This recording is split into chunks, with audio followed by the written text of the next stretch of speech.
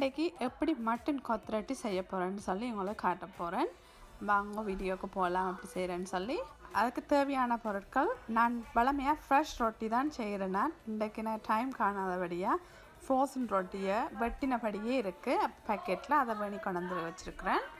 கொஞ்சம் சிவத்த வெங்காயம், பச்சை மிளகாய், ஆயில், 4 முட்டை, கொஞ்சம் மட்டன் கறி எடுத்துருக்கிறேன், சால்ட்டும். இதை கட் பண்ணிவிட்டு நான் எனக்கு தேவையான அளவு ரொட்டி தான் எடுக்க போகிறேன். ஏனென்றால் இது கொஞ்சம் எனக்கு டூ மச் வந்து, அப்போ அளவாக எடுத்துட்டு அவிச்சிப்பேன். மிச்சத்தை வந்து ஃப்ரீசரில் போடலாம். நீங்கள் ஃப்ரீசரில் போட்டுட்டு உங்களுக்கு தேவையான நேரம் நீங்கள் யூஸ் பண்ணி கொள்ளலாம். நான் ஃப்ரீசரில் போட்டு இருந்தபடியாகத்தான் ஆல்ரெடி கடையில் வந்து ஃப்ரீசரில் இருந்தது. அப்போ அதை எடுத்துகிட்டு வந்தேன். அதுக்காகத்தான் நான் வந்து சாஃப்டாகிறதுக்காக நீட்டுப்பட்டியில் போட்டு அவிக்க போகிறேன்.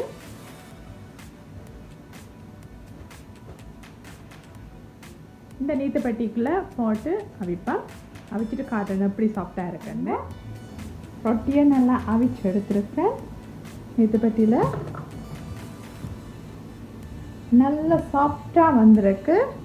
முதல் வந்து நல்லா ட்ரையாக இருந்தது, இப்போ நல்லா சாஃப்டாக இருக்குது. இப்போ நான் ஒரு நீட்டுப்பட்டி தான் இப்போ அவிச்சு எடுத்துருக்கேன். அப்போ இன்னொரு நீட்டுப்பட்டியும் அவிச்சு எடுக்கணும். ஏனென்றால் அப்போ தான் இந்த கொத்து ரொட்டிக்கு அளவானதாக இருக்குது. இப்போ எண்ணெய் நல்லா சுட்டுட்டது, வெங்காயத்தை போட போகிறேன்.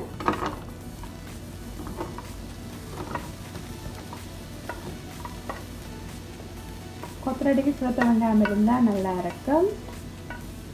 அதான் நான் சிவத்த வெங்காயத்தை போட்டலாம். உங்கள்கிட்ட நீங்கள் என்ன வெங்காயம் இருக்கோ எமர்ஜென்சிக்கு நீங்கள் அதை போடலாம்.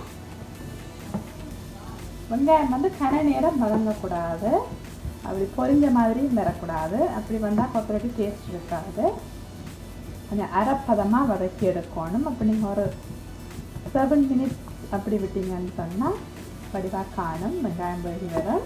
வெங்காயம் ரெடி ஆயிடுச்சுட்டு அதுக்குள்ளே பச்சை மிளகாயை போட போகிறேன். பச்சை மிளகாய் வந்து நான் கொஞ்சம் 3 தான் போட்டேன்னா, என்னென்னு சொன்னால் இந்த பச்சை மிளகாய் சரியான ஸ்பைசி. ஆல்ரெடி மட்டன் கறியும் ஸ்பைசி இருந்தால் அது சரியான ஸ்பைசியாக இருக்கும்.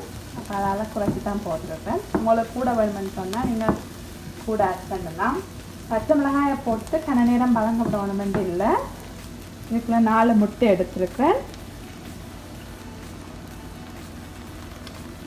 முட்டையை போட்டுட்டு ஒரு 5 மினிட்ஸ் முட்டையை அப்படியே விடுங்க. கொஞ்சம் லைட்டாக வேகட்டு.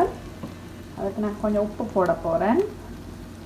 உப்பு எப்பவும் நீங்கள் பார்த்து போடணும். ஏனென்று சொன்னால் ரொட்டிலையும் உப்பு இருக்குது, கறியிலையும் உப்பு இருக்குது. இப்போ நீங்கள் இதுக்கு இன்னும் கூட உப்பு ஆட் பண்ணி விட்டீங்கன்னு சொன்னால் அது எக்ஸ்ட்ரா சோல்ட்டாக போயிடும். பார்த்து விடுங்க. முட்டையை வந்து கொஞ்சம் பிரேக் பண்ணி விடுவேன். கணக்க முட்டை போட்டாலும் கொஞ்சம் ஈரப்பதமாயும் வந்துடும். கறிகள் போடுறபடியாக கணக்க முட்டை போடணுமென்று இல்லை. அப்போ நான் கொஞ்சம் முட்டை தான் போட்டிருக்கேன், 4 முட்டை.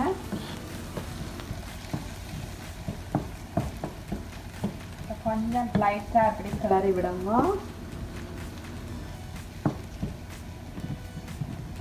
லைட்டாக கிளறி விட்டால் முட்டை வேகிடும். ஆகலம் பண்ணணுமென்று இல்லை, இந்த பிறகு அது குக்காகும். இப்போ அவிச்சு வச்ச ரொட்டியை ஆட் பண்ணுறேன்.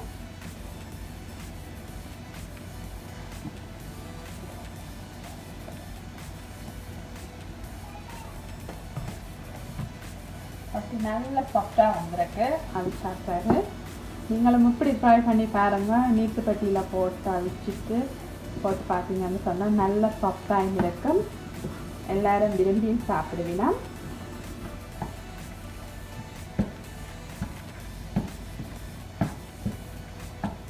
நல்லா மிக்ஸ் பண்ணணும். என்னென்னு சொன்னால் அந்த வெங்காயம் முட்டை எல்லாம் ரொட்டியோட வந்து சேரணும். சேர்ந்தால் தான் நல்ல ஃப்ளேவர் வந்து டேஸ்ட்டாக இருக்கும். நீங்கள் ரொட்டி சாப்பிட்றதுல நீங்கள் குயிக்காகவே செய்திடலாம். நீங்கள் கன நேரம் மெனக்கிடணுமெண்டு இல்லை. வெளியில் போயிட்டு வந்து அவசரமாக ஒரு டின்னர் செய்யணுமென்னு சொன்னால் செய்யலாம். இப்போ எங்களுக்கு டின்னர் டைம். இப்போ நான் வெளியில் போயிட்டு வந்தால் செய்கிறேன் அவசரமாக.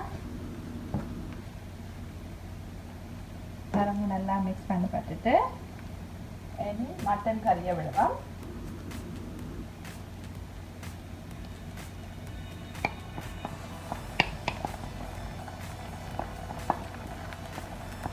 மட்டன் கொத்து ரொட்டி எல்லாருமே விரும்பி சாப்பிடுவீனா.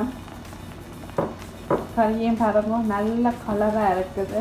அந்த கலரை பார்க்கவே தெரியுது எப்படின்னு ஸ்பைசியாக தான் இருக்குமெண்டு.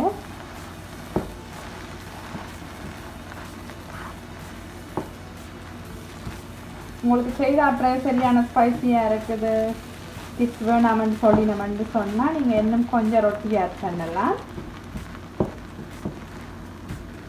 நான் ஸ்பைசியாக தான் போடுறேன். வந்து இந்த ஸ்பைசியாக இருக்கு, கொஞ்சம் டேஸ்ட்டாக இருக்கும்.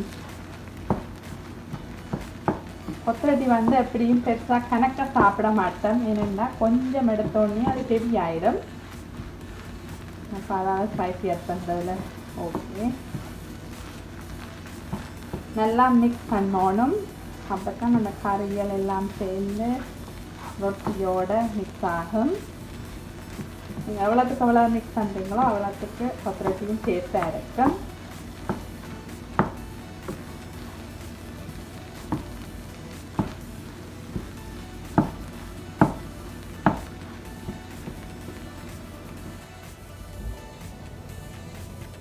இப்போ பாருங்க மட்டன் கொத்தரட்டி ரெடி ஆயிடுச்சுது.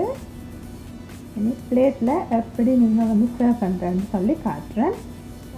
இந்த கொத்தரட்டி நான் எப்படி டின்னர் டேபிளுக்கு சர்வ் பண்ணுற மாதிரி அரேஞ்ச் பண்ணி வச்சுருக்கேன். இப்படி நீங்கள் செய்து வைக்கல கிட்ஸாக இருந்தான்னா ஆறாக இருந்தான்னா அவைக்கு டக்குண்டு பார்த்த உடனே சாப்பிடணும் மாதிரி இருக்கும். இதே மாதிரி நீங்களும் டெக்கரேட் பண்ணி ஒரு டின்னர் டேபிளுக்கு மட்டன் கொத்தரட்டியை செய்து வைங்க. அவைக்கு நல்லா பிடிக்கும். பிடிச்சிருந்தா லைக் பண்ணுங்க, கமெண்ட் பண்ணுங்க, சப்ஸ்கிரைப் பண்ணுங்க. நன்றி.